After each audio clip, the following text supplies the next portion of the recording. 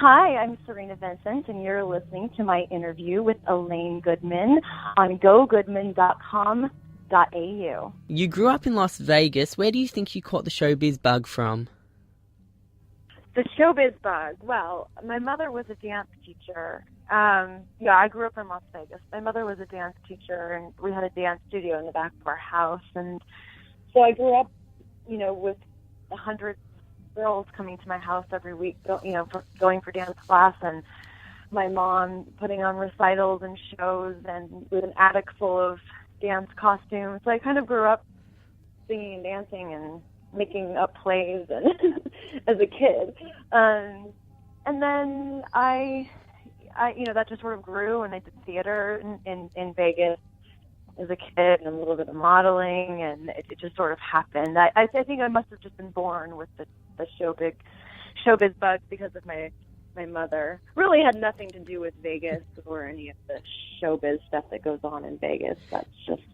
So you never went to like any shows or concerts in the Vegas or comedians or anything? It's kind of like when I thought, I live in LA now, but when I was growing up living in Nevada, I was like, it's in the middle of a desert. I was just sort of a desert kid. We would just run around, ride four-wheelers, we're pretty humble upbringing. When I was growing up in Nevada, I thought that everybody who lived in California went to the beach every single day, or went to Disneyland. And that's kind of what I explain it. Well, Vegas is for adults. When you're young, you're not going to shows, maybe once a year, we go see a magic show or something, or in high school, we go see a comedy show for homecoming or prom.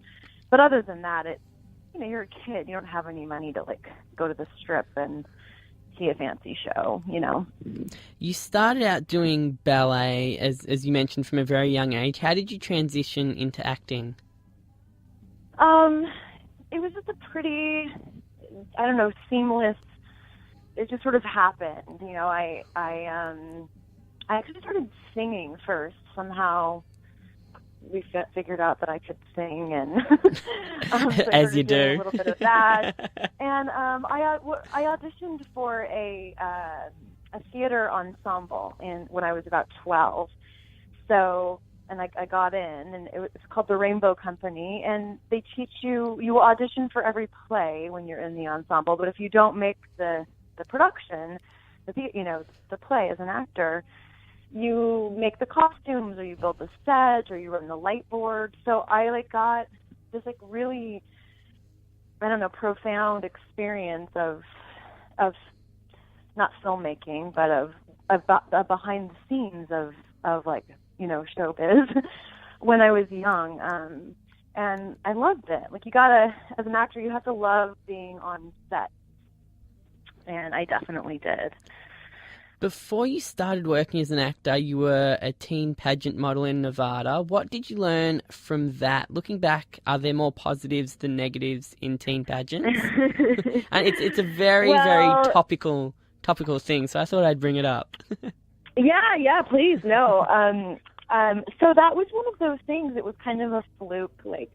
When I was little, we used to go to the Miss Nevada pageant, and because my mom would have dance students in it, or I had a cousin in it once, so we used to go watch, and I always wanted to do it. I was I want to, secretly inside, I was wanted to be to try to do that. So when I was 16, I told my parents, I was I want to, be in. Try out however you enter Miss Nevada Teen, and they said, absolutely not, no. It's expensive. My mom was no, those things are rigged. No, we're not. No. So I didn't take no for an answer, and I went out, my little 16-year-old self, and I raised money, and I bought a dress, and I entered the pageant, and I won. And then it was for real, then you're really on this mission to you've got your whole state behind you to win Miss Teen USA. So then my family, of course, got on board, and I competed at the national level. And that was an eye-opening experience because those girls are, you know, born and bred to be beauty queens. And I wasn't. Like, I didn't, you know, I didn't necessarily do that as a kid. And a lot of mothers and girls take that very, very seriously. So I did sort of feel out of place at Miss Teen USA, but I learned a lot. And I did well. I think I was like top 12 or something. I placed 12. There was only a top 10 that year. But, but it was an eye-opening experience. It didn't make me want to, like, move on and do more of them, I'll say, just because of some of the girls were totally crazy. I mean, really, there's no way to say it other than that. It was competing with other women. I didn't love that part of it. I never thought of it like, I want to be the prettiest or the skinniest or whatever, but you really feel that kind of competition when you're in an environment like that, and I wasn't interested in doing any more. That competitive nature, is that not present, I guess, in the acting industry? Well, you're totally right. It is, right? Because we're always competing when you're auditioning for a role, you're auditioning against, 25, 50, 100 other girls, right? Women. But, it doesn't quite feel the same. If they want, it's like if you're in a room full of, actors, and you've got a tiny blonde actress and then an African American actress and then me, it's like, it's not who's better, it's just who is this role, what the vision of the producers, the writers, like, whose vision do we match up with? Does that make sense? Yeah, and maybe there's a bit more mutual respect in the waiting room as well. Yeah, I think so. And then there are times where you're in a room with girls that look just like you, and it is about who's the funniest, Yeah. But for the most part, I think if we go in, this is just my personal opinion, I think if we go into this business, like trying to compete and trying to win and be better than the other, whatever, other women, it sets a negative tone. I really believe that there's room for everyone at the top, and we all have like a different career path, and there's enough roles for everyone. It's just a matter of, being in the right place at the right time and working really hard. And I feel like every role that I've done was like meant for me in some way. And then things that I haven't gotten and someone else has gotten, I've watched it and I'm like, oh, you know what? They make more sense for that. I totally get it. So that was a really long answer, but that's good. I'm glad your parents jumped on board once you started winning. Right? Yeah, me too. Just full on bandwagon jumpers, we call them in Australia. Yeah. How old were you when you moved to LA? I was 18, and I just finished high school, and I didn't have any money.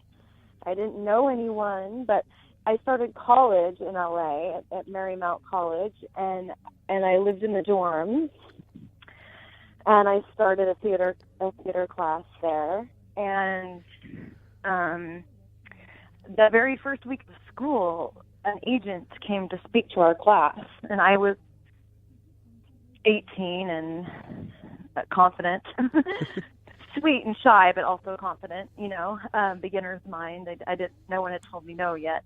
So I just walked right up to the agent and said, hi, I used to do modeling and acting in Vegas, where I came from, and I want to do it here. Will you represent me? And I went in and did a monologue for him, and that was my first, and I had an agent like a week later. So oh, wow. That's how that all started for me. Sometimes it takes people years to land representation. Where's that stereotypical struggle living out of your car story that I hear so much? Well, Well, just because I had an agent, that didn't mean I wasn't, eating oatmeal for 3 meals a day, because I definitely was, Yeah, I had no money, and I was like, the first summer I lived here, I worked at the school 40 hours a week for free, for housing. So I worked at the college 40 hours a week just to live in like an apartment, to stay in the dorms. But then I still had no money. So then I would have to go to work after work to actually make money. And then in between that, I'd run around to auditions and book little jobs, little commercials, and here and there. That sounds a bit better. That's the kind of story I'm used to. Yeah, that's, and it's like that, you have good years and bad years, like I'm really grateful to be on this show that I'm on now, but like, it's not always like that. And part of this business, the hard part isn't the acting.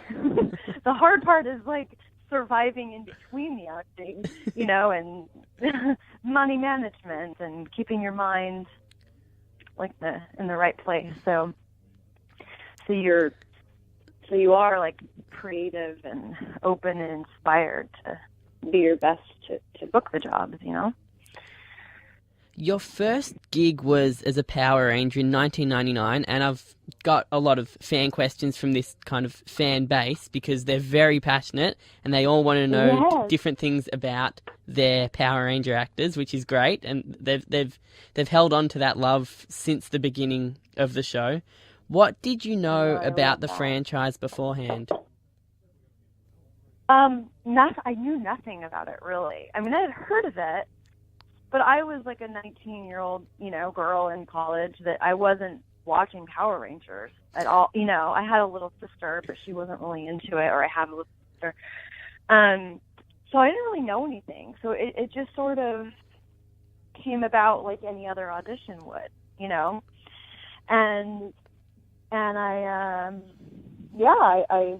I booked the job, and I actually didn't know what I was getting myself into. I didn't know that it was like the number one kids show in the world. Like, I had no idea. And I think part of that is really great. Had I known walking into the audition at that age, like, what a big deal this show was, I would have scared myself and blew the audition. You know what I mean? But I was just sort of being true to the character and, showed up and did my best and got it. But the fans are loyal and adorable, and I love them, and I love that I still get to talk about my first series. I feel grateful to be a part of, the Power Ranger world. Did you have a martial arts background at all, or was it just solely on your dancing? No, yeah. So, yeah, I mean, my extent of martial arts background would be like a kickboxing class at my gym. So, no, I didn't. But I do think being flexible and, growing up in ballet, like, that just helps you with everything. And so definitely helped. But, I mean, we have amazing stuntmen. Anytime you see the Power Rangers in a helmet, anytime is a stuntman. Not everybody knows that. But those guys should get a lot of credit. They should get all the credit. And a lot of it's footage from Japan as well. Right. Yeah. Exactly. Yeah. Lost Galaxy was the first season where the producers decided to have a new cast for every season. Did you get told at the start of filming that you'd only be in the show for one season? No. So how far in did they let you know? But like, no. We didn't. I make this joke still to this day. The actors are the last to know everything. The actors are the last piece of the puzzle. Shows are created by the writers and producers and networks, and then once all that's done and the money's there, then they call in the actors. So we're really the last to know. I don't remember the details because it was a long time ago, but I do remember feeling like, oh, well, sucks. I didn't think it was going to be over. Like I kind of did expect it to go on longer, and was a little shocked that it was over. They work you like crazy. You're just working, you know, yourself to death for however long that was, 2 seasons, and then it was just over. Did you have fun on it? Oh, it was a blast. It was an absolute blast. Yeah, I learned a lot and met lifelong friends, and I learned a lot. It was sort of like on the job training. You know, I learned how to I had done some work before that, and a couple movies and guest star roles and stuff, and obviously a ton of theater, but you know, just hitting a mark and stunts and all of those things, I really did learn a lot. Most of the actors that played Power Rangers before you didn't go on to do much acting, but they went into directing or producing or joined the convention circuit. Were you worried about being typecast as a teenage superhero? Or did that ever happen to you? No, I definitely wasn't worried about. I didn't have those fears at all at that age. You know, I feel like I'm an actor. I love acting, and like I said, I love being on set. I love different characters. I love playing different kinds of roles. And it was, well, the interesting part was opposite. I definitely wasn't typecast superhero. That would have been awesome. But after that, I went in. I went and did Not Another Teen Movie, where I was nude, you know, and then Cabin Fever, and so then what happened after that was I kind of got typecast as the, you know, the girl who plays those kinds of sexy, daring, risque roles. That happened 100%, and I wasn't aware of that. You know, again, I was just saying yes to jobs that made sense, and I wasn't aware of, you know, what, you know, the potential of being typecast. So then what happened when you were typecast? How did you figure out how to break out of being typecast? Well, what's kind of the mentality? To be perfectly honest, I didn't figure it out until now. I'm sorry. Now that I'm on this, no, don't be sorry. It's a great question. Now that I'm doing this show for Disney, Stuck in the Middle, and I'm playing a mom. I couldn't get an audition to play a mom role. I couldn't even get an audition. I was always, you know, getting the, you know, playing the mistress or the stripper or the bitchy girl or the, you know, getting a lot of, you know, offers for, you know, sort of sultry, sassy roles, low budget whores where I'm, you know, want me running around in a tank top covered in blood. Those are great, and I love all parts of all different kinds of those roles, or some parts of all different kinds of those roles. But I really was looking to, I was thinking like, well, shit. Like, can I say that? Yeah, you can say we can say whatever you want. I don't mind if you swear. Okay. You know, let the passion out, Cerina. Let the passion out. Okay. As you get older, you need to be able to figure out how to stay in this business forever, and you can't forever run around in a tank top in a horror movie. I don't think. You know, I was thinking. Comedy has always been my strength, but I haven't really had the opportunity. I've done a little bit of it, you know, and a lot of guest star roles on sitcoms and things, but I haven't had the opportunity to do like the physical comedy that I'm capable of, because the types of roles that I was getting seen for and that I would book weren't like that. You know, they weren't. I was playing, you know, like, you know, I was right before I got this job on, you know, playing a mom on the Disney show. I was like pinned for an episode of, I don't know, some other sitcom where I was a Hooters girl, a Hooters waitress, you know. So, do you have Hooters there? Do you know what that is? Yeah, we don't have it, but we know what it is. Okay, yeah. Yeah. So, I'm like, now I feel like so anyway, now I play a mom of 7 kids, and I get to do all kinds of silly, fun comedy, and I'm getting to do the kind of stuff that, like, I trained for but never had the opportunity to do. So I think now I have sort of crossed over and hopefully people can see that I can play all kinds of different things. Was A mom, a wife. Was that kind of sexy, kind of college, teenage girl stereotype big when you were coming through? I mean, the obvious one that comes to mind is Tara Reid. Were there many others that you were kind of competing with or that you ran into that now kind of have a name for themselves, whether it be for that or for a different genre?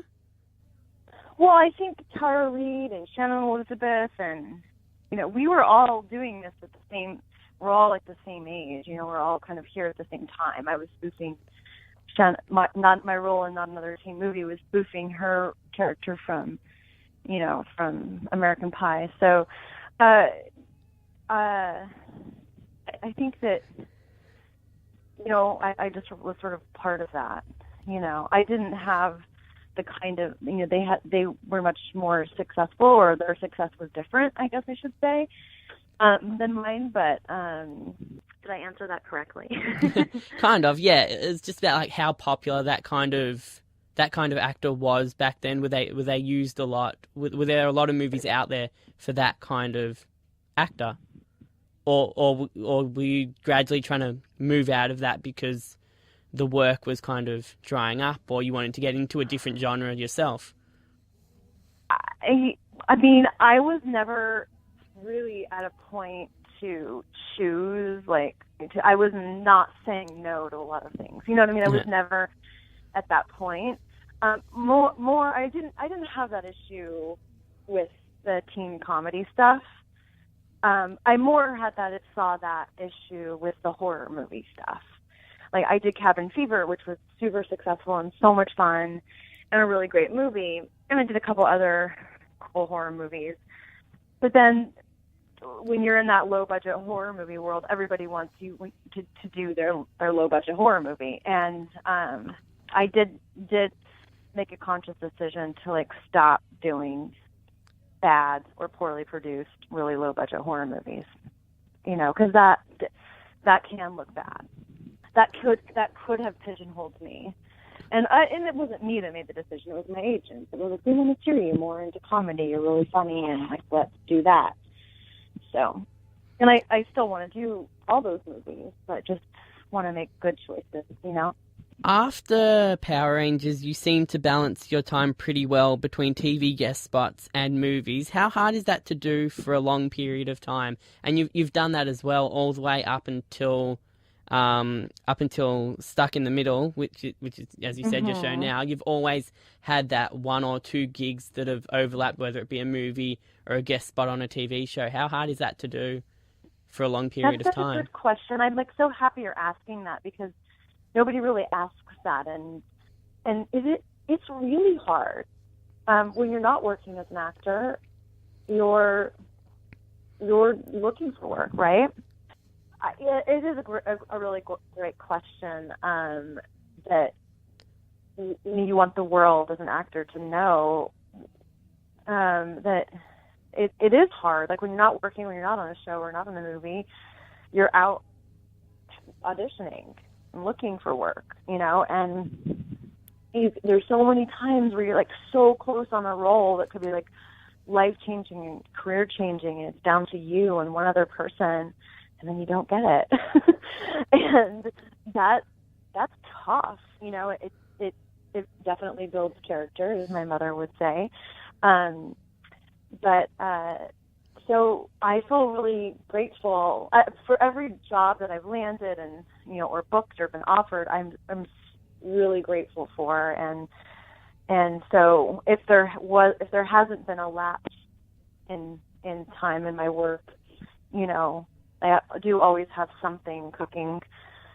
It's because I'm working really hard, trying to keep it going. And I hope that continues. If we go through some of the more well-known roles, we've touched on Power Rangers, you've talked about Not Another Teen Movie, which was a comedy, Cabin Fever as well was a horror, you've done other romances, dramas, and a lot of comedy on TV. Is the preparation or experience different between genre or when genres cross over? Like, you've done a few horror comedies as well. What's the experience and preparation like between genres? My experience, Well, my experience jumping between genres. Yeah, so how do you prepare differently if it's a comedy or if it's a horror or if it's a comedy horror or a romance or a drama? Like, Right. is the experience different for you, or are you just an actor there to act? No, 100% it feels different. I mean, yes, we're always an actor there to act, but like the preparation is different. Because like if in a comedy things are light, so you're not, you don't have to do sort of the emotional homework around the character, or you don't have to go as deep as you would if you're doing some sort of really dramatic piece where you've got to like burst into tears and all of those things. Can you do that on cue? Yeah, when I've done my homework, when I've worked on the character, absolutely. Right. So like you don't have, if you're auditioning for a half-hour sitcom, multi-camera comedy, the prep, it's about memorization, it's about punctuation, it's about 1, 2, 3 hitting the joke at the perfect time. It's all about timing. And then if you're doing some sort of dramatic piece, it's all about remembering to take your time and building a character and bringing yourself to it, and then acting in a horror movie is so different because there's like an element that feels really false because our right mind knows that there aren't really monsters, and that your right mind knows that that blood is fake. So it's kind of it's a process of acting that feels totally different than, for example, me talking to my 13-year-old daughter. I'm stuck in the middle, and I have her cute little sweet face there and looking into her eyes. Like, it's a totally different, it taps into a different place in my brain and my heart, and so definitely different. But I love doing it all. I really do love going back and forth. What about when they do cross over? Like, I recently watched my first horror movie. I've never been a big fan of horror, but it sounded like a cool story, but it wasn't really a good movie because you could tell it went over the top. But that I guess most horror movies do that. What if they cross over like horror and comedy? How do you get that balance to make it serious, but you've also got to have that in the back of your mind that you're trying to make people laugh as well, and it's got to be corny, but it's got to be believable? Well, I think there's one thing that's in common with every role that you're doing. Is it's got to be sincere. It's got to seem effortless and sincere and genuine. If it's coming from a genuine place, then it's believable. Whether it's a joke or a crying scene or, a death scene, it's got to feel genuine. So I don't really know how to answer that other than that I think when you're trying to make when I'm trying to make people laugh, I'm not actually trying to make people laugh. I'm just trying to deliver the brilliant joke that the writers wrote. I'm trying to deliver that to the best of my ability. Because really, the writers are the geniuses, right? They write this stuff and we just get to bring it to life.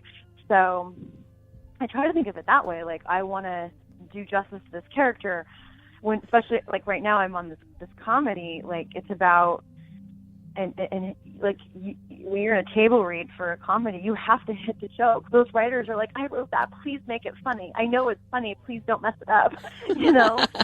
And that's about timing and preparation.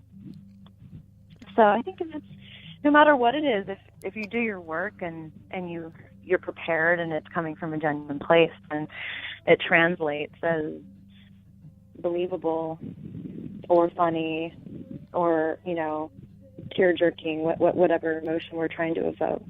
Looking at your credits, you made appearances in a lot of popular shows after, obviously, Power Rangers, and I'm going back to that because that's the big role that I can kind of relate with early in your career. You appeared in Malcolm in the Middle, 2.5 Men, Ally McBeal, CSI, Bones, Mike and Molly, and a heap of others. When did you start to feel, you mentioned earlier you were a confident teenager. Did you lose that confidence as an actor as you started trying to work hard to get more roles, or did you always have that confidence? Did you gain that confidence back when you got your regular show Stuck in the Middle?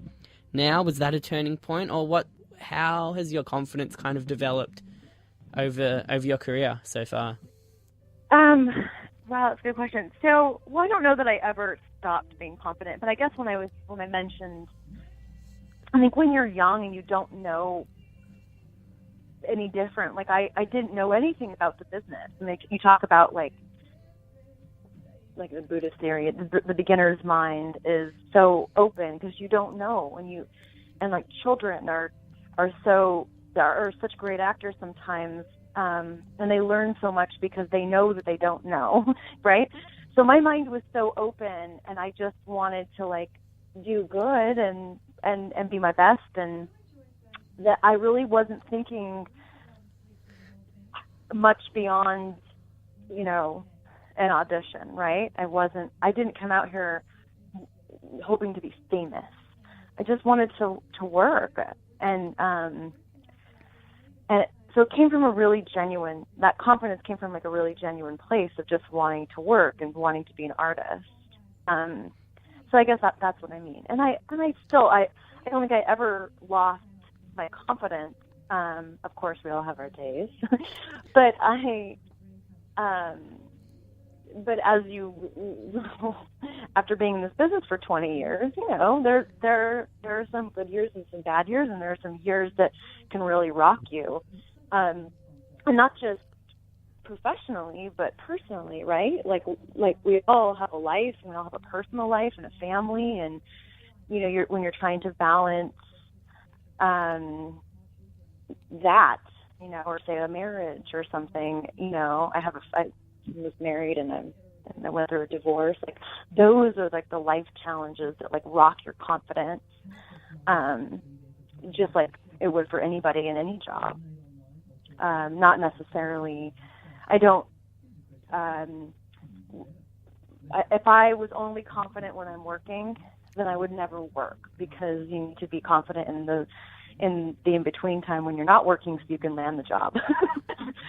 I read that you appeared in one episode of Felicity in 2001. I know that Amy Jo Johnson, who is a Power Rangers kind of queen, we can say that. Yeah. She appeared in many episodes. That was one of her regular roles after Power Rangers. Did you get to swap stories with her at all? No, you know what? I've never met her. She seems absolutely lovely, and I would love to, but I've actually never met her. You didn't get to meet her on set?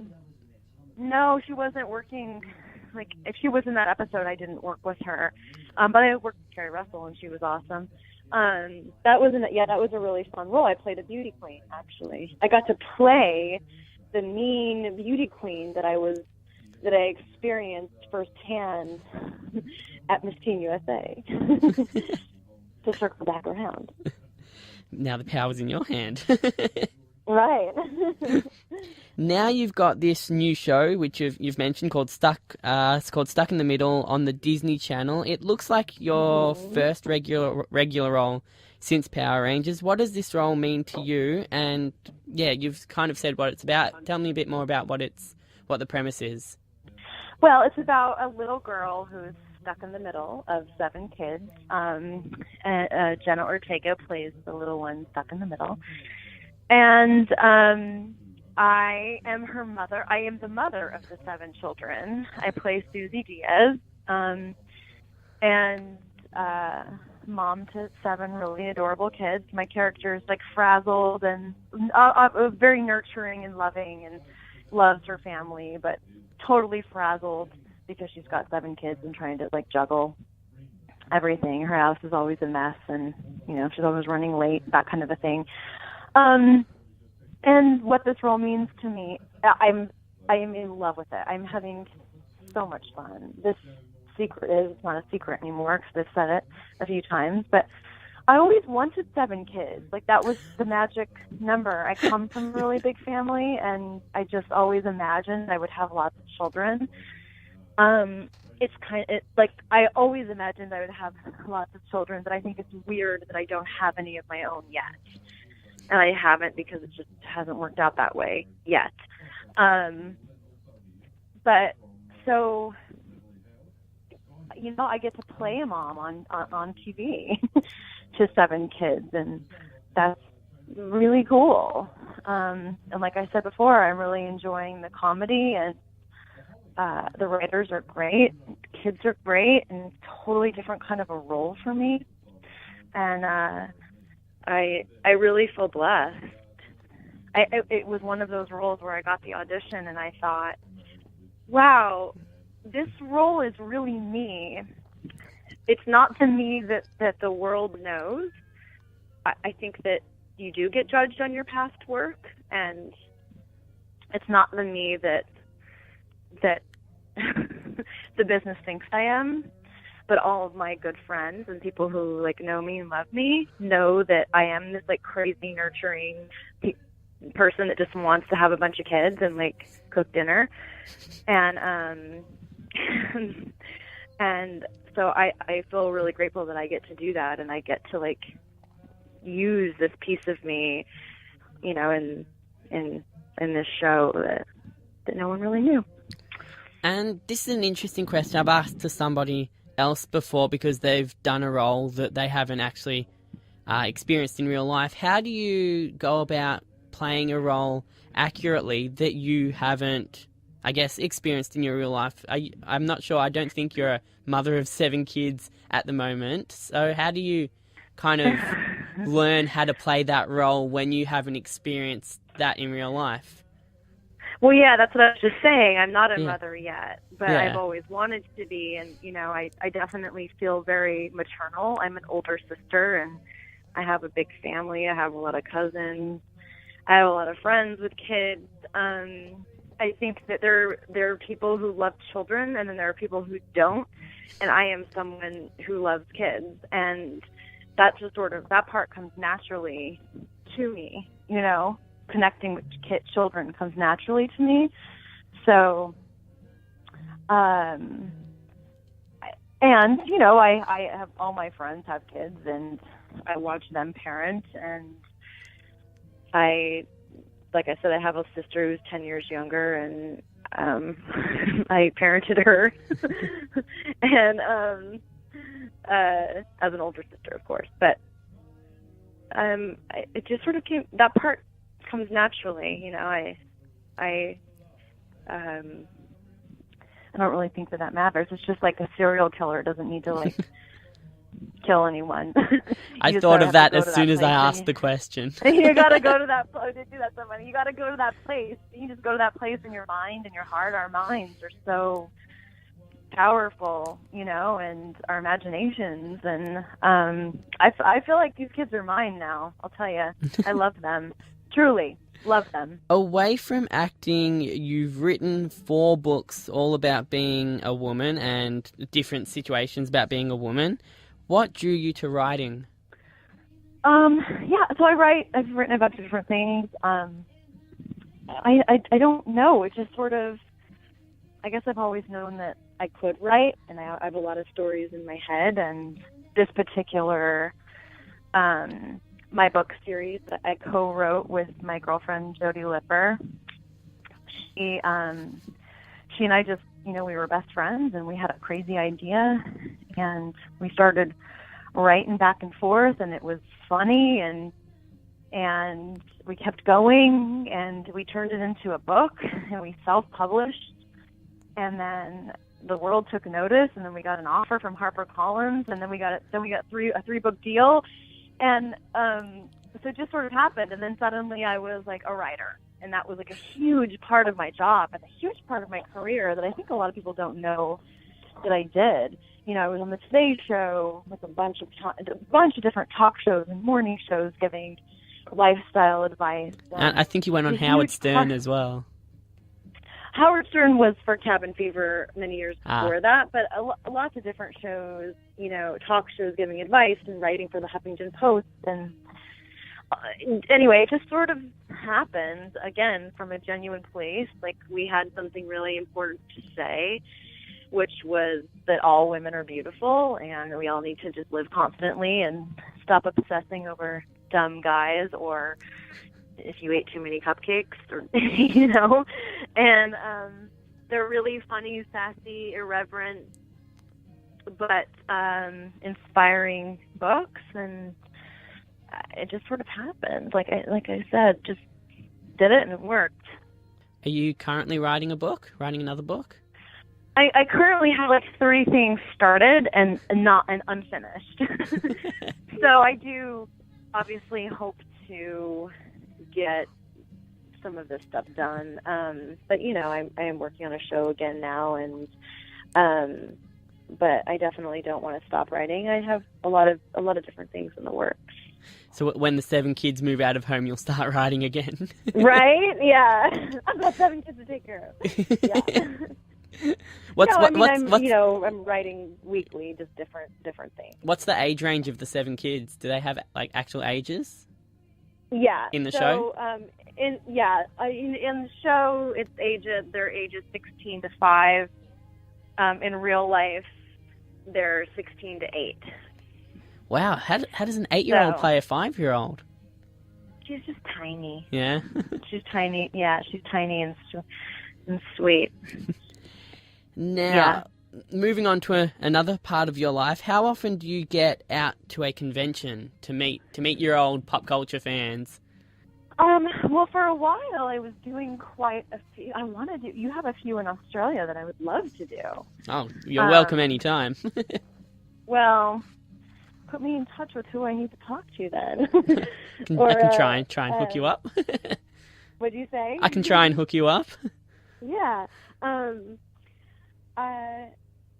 done a bunch over the last 10 years or so, and I love meeting the fans. Like it's really like a part of this business that is really special to me. Like it feels crazy that I even have fans, that people even care about my work. Just feels, I don't know, I'm grateful. I'm totally grateful, So to meet these people face to face, and especially a lot of the Power Ranger fans, all fans are great, but I don't know, there's something like uniquely special about Power Ranger fans and horror fans that really means a lot to me, and I enjoy meeting them. So I want to do more of those.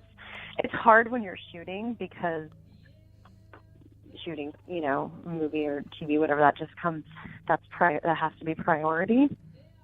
But in, downtime, off-season hiatus, I hope to do more of them. I don't have any scheduled for this year yet. Oh, but I'm going to Power Morphicon here in LA in August. Oh, really? Yes. That's cool. I want to go to that one day. Yes, please come out. It'll be fun. Take some cool photos for me so I can see what it's like.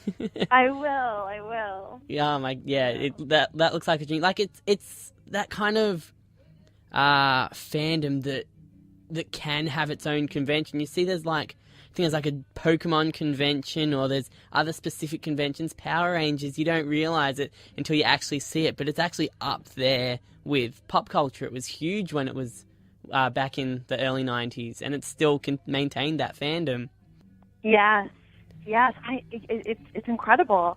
Like I said in the beginning, I didn't realize what I was getting myself into. Like I didn't even realize what I was a part of until now.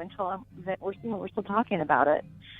So it's a really cool thing to be a part of. Before we get into the fan questions, quickly, where can people find you? At Cerina Vincent, Cerina Vincent, on Twitter and Instagram. And I have a Facebook fan page as well that is really run by me. So yeah, at Cerina Vincent. So you haven't handed off your social media pages to an outside source yet? Not yet. Maybe I would be better at social media if I did, but I haven't done that yet. You'll see a lot of my family, my real family, and my stuck in the middle TV family. And yeah. All right, so fan questions. Justin Larkin from Melbourne wants to know, did you enjoy doing a horror, and was Eli Roth easy to work with? Did you feel that he would go on to be a bit of a force in the genre? Good question, Justin. Eli was incredible to work with. Cabin Fever was the first horror movie for all of us. It was my first one. Well, I had done one before that, but it didn't really count. It was Eli's first movie, and we all really got along really well on set. We became really good friends, really close, and it was like this great ensemble cast with this really great director, and we just had a lot of fun every single day. And I think that really translated. Now, to answer your question further, Eli knew that he was going to be super famous and that this movie was going to be really well received. He knew. He kept saying, this movie's going to change your life, right? This is going to be huge. It's going to change your life, right?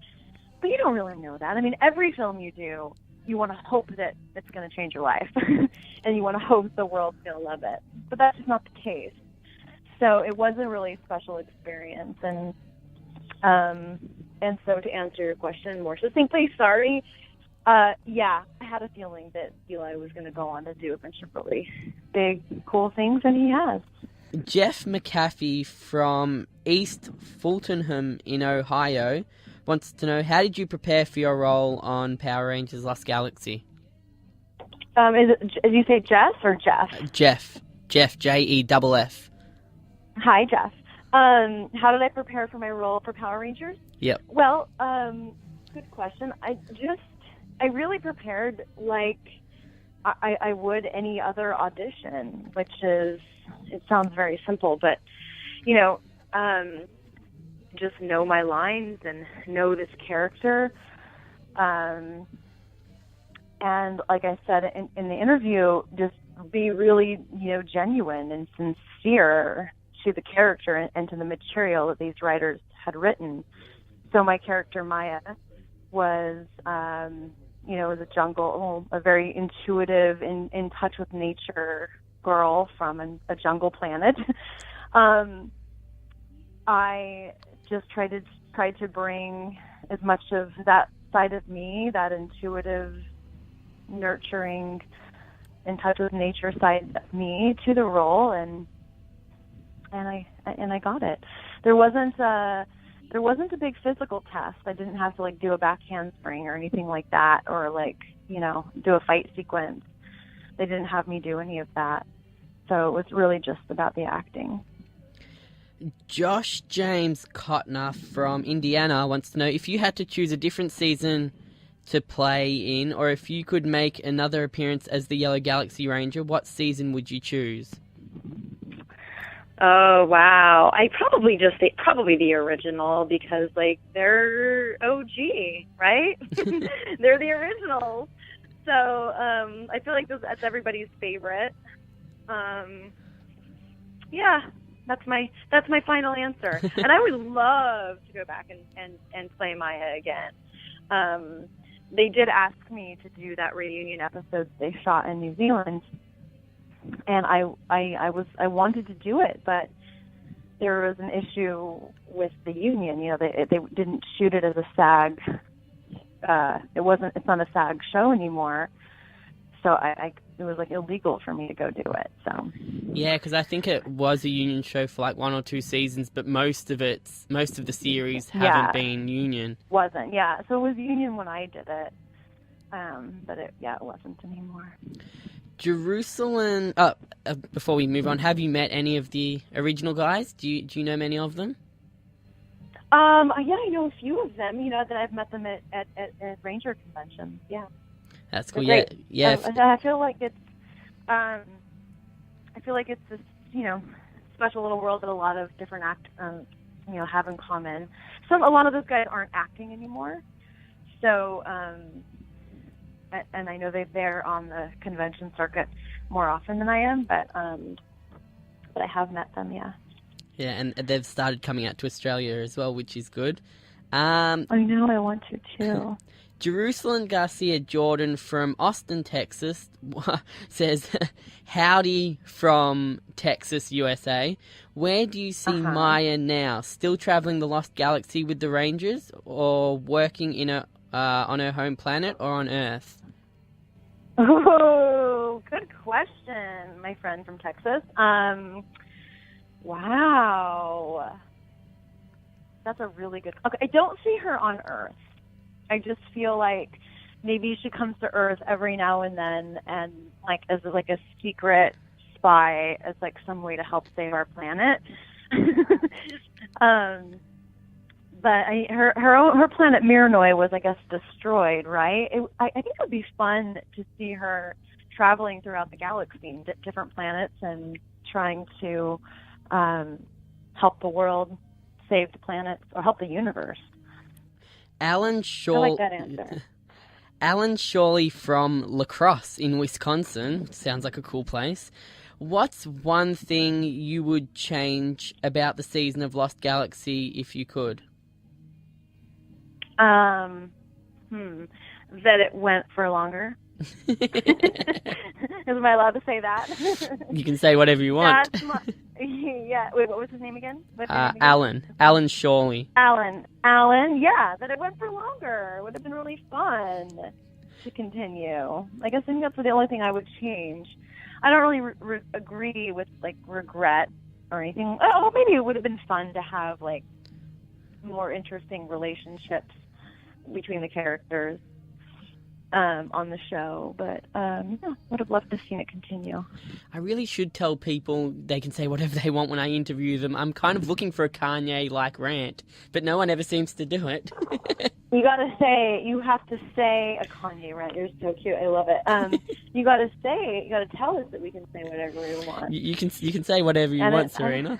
Okay. I'm also a mother on a Disney show now, so I have to be careful. Right, yeah.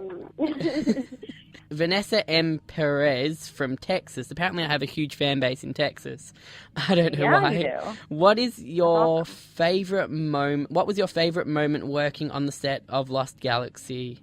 Hang on. What is your favorite moment working on the set with the Lost Galaxy Ranger crew? Oh, Vanessa, good question. My favorite moment. I can't pick one favorite moment because it was, a year and a half of my life. So it was, there were, like anything, good days and bad days and days that were more fun and episodes where you're not feeling well, that kind of stuff, life stuff. But overall, my favorite thing about the show was the relationships that I made. Like Reggie and I, who played the Green Ranger, we're still friends, and Archie, Ko, and I, we're all still friends, and it was quite a wonderful, bonding experience between people and actors, and we've got lifelong friends. Jay Tuckwell from London wants to know, can you ask what was the worst thing about working on Lost Galaxy? What's his name or her name?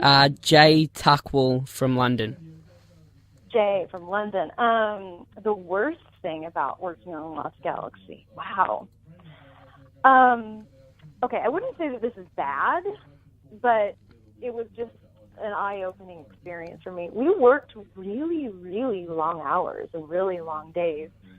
I just remember being like sleep deprived. It was like I'd get home from work at 9:30 at night and like try to go to the gym and like have a normal life and then like pass out. And if I had to be on set at like 4:30 in the morning, then I had to leave at 3:45 and I had to get up at 3, and I just remember being really tired. So that's showbiz for you. You got long hours, long days. I can't really complain about that because that's what it is, but that's my only memory of something that I would say sucked was tired. William Galvin from Texas wants to know, what made you want to play your role on Not Another Teen Movie? William. So when I got, if you've seen the movie, it's really funny. It is a perfect spoof of all of those, teen comedy. So when I got the script, I was like laughing out loud. I was like, this is absolutely hysterical. So, and of course, I wanted to audition for like one of the other roles. I wanted to audition for Kyler Lee's role, but that's not, what I play. That's not how they saw me. So it was only that, we'll see her for Areola was my character's name, or that's it. So I actually, I worked really hard on the accents, because I had to do 5 different accents, and it was super funny, and I went and I nailed the audition, and then I actually got the job. Like, they, got it. But I didn't think I could do the nudity, so I turned it down. I just wasn't ever prepared in my career to, like, make that kind of a decision, so I turned it down. And then they hired a girl, and then they fired her for some reason, and then they came back to me, and they re-offered it to me, and it just felt like it was something that I was supposed to do, And I talked to my family about it, and then I made the decision to do it, and I have, no regrets. But that's actually the exact process of how that came to be. How extensive was your accent training? I worked really hard. I listened to tapes. I worked, like, with the phonetic alphabet. I worked with different coaches, and I really wanted to nail that. John Bond Winston from Wales wants to know, what did you think of the UK when you visited last year? Oh, I loved it. I love it. I love the UK, and I want to go back. So, have me back, please. Alex Mayo from Florida wants to know, why didn't you come back to the legendary battle? You mentioned that already, so you can just reiterate that a little bit. Yeah. What's his name? Alex Mayo from Florida. Well, not Will at all. Hi, Alex. Yeah, I wanted to do it. They offered it to me, and I really wanted to do it, but it wasn't union, and they wouldn't. I would have had to pay money, in a nutshell, in order to get out of my union, go to New Zealand and do it, and then get back in. It was going to cost me money to do it, and they weren't willing to make it union, and so I didn't get to do it. A lot of those other actors, a lot of these other Rangers aren't acting anymore, and so it's fine. They can do non-union work, and they won't get in trouble, but that's not the case with me. So I actually had people watching to see what I was going to say, union reps, and telling me not to do it. So I would have gotten in trouble, so I had to say no. Michael Boyer from Rosemead, California wants to know your best fan experience.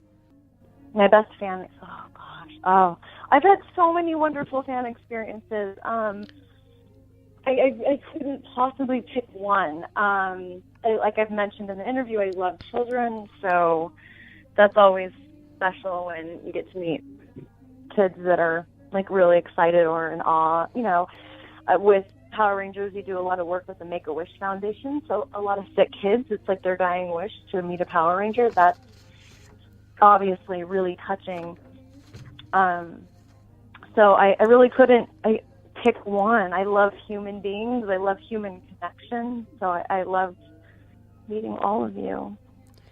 Okay, I don't quite know how to pronounce this person's name, so we'll try a couple of variations. Terrian Fox? I'm going to go with Terrian Fox from Vermont. He wants to know, well, he says, how long have you been doing martial arts, but we'll change that to how much martial arts work did you have to do when you got onto Power Rangers. I also want to ask, where can people go if they want to get an autograph print from you? My website, CerinaVincent.net, like, we sell them on there, so you can always do that. And then how much martial arts training? Yeah, so how did you go about the martial arts training when you got the job on Power Rangers? Yeah, just we trained for a month or so before we started shooting. No, that's not true. I went right into shooting. We trained I guess probably for a good month, like in the beginning. Worked with the stunt guys.